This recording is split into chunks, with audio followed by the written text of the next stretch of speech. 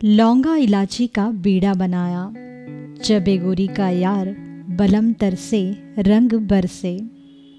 पंडित हरिवंशराय बच्चन यांच्या या कवितेमध्ये पानाच्या रंगाला अगदी रंगेलपणे सादर केलेलं आहे. मराठी मनात तर विड्याचे महत्त्व अनन्यसाधारण आहे. मग तो गुलकंद विडा असो, गोविंद विडा असो, बाळांत विडा असो किंवा अगदी पैजेचा विडा. विड्याची परंपरा आपल्याकडे शेकडो वर्षांपासून आहे. लग्न समारंभ, बारसं, सत्यनारायणाची पूजा किंवा अगदी जेवण झाल्यावर मुखशुद्धीसाठी विडा आपल्या आयुष्याचा एक भागच बनला आहे. आणि होळीला तर गोड पानाच्या विड्याचा मानच असतो. चला मग होळी विशेषमध्ये आज आपण बनवणार आहोत गोड पान आणि चॉकलेट पान.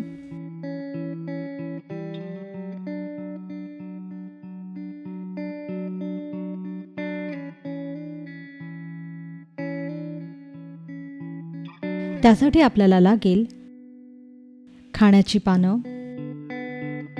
कत्री सुपारी, केशरी सुपारी, साखरेत घोळवलेली खारीक, वेलची, सुक्या खोबऱ्याचा कीस, मुखवास, बडीशेप, गुलकंद, वितळलेले डार्क चॉकलेट, चेरी आणि लवंग आणि कात व चुना.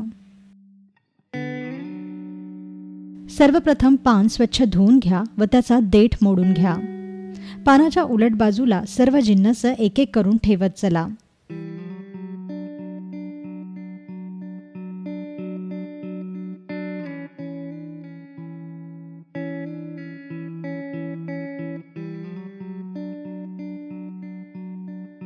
सर्वात आधी सुपारी ठेवावी आणि सर्वात अखेरीस पानावर गुलकंद ठेवावा.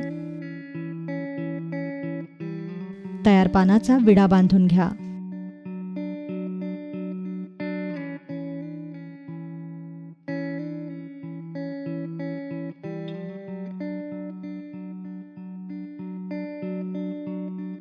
आणि त्यावर लवंग पेरा. तयार झालं कात व चुना विरहित पान. आता कात व चुना मिश्रित पान बनवूया. त्यासाठी पानाला आधी कमी प्रमाणात चुना व कात लावा व सर्व जिन्नस एक एक करून ठेवून पानाचा विडा तयार करून घ्या.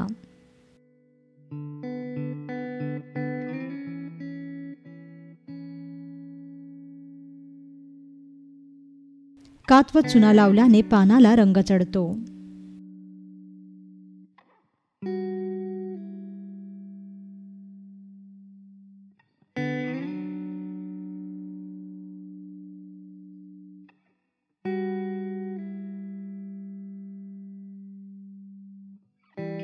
आता हाच विडा वितळलेल्या डार्क चॉकलेटमध्ये बुडवा आणि हे चॉकलेट पान फ्रीझरमध्ये 2 तासासाठी सेट होऊ द्या. हल्ली लवंगीऐवजी चेरी लावूनही विडा बांधला जातो. तयार झालं गोड पान.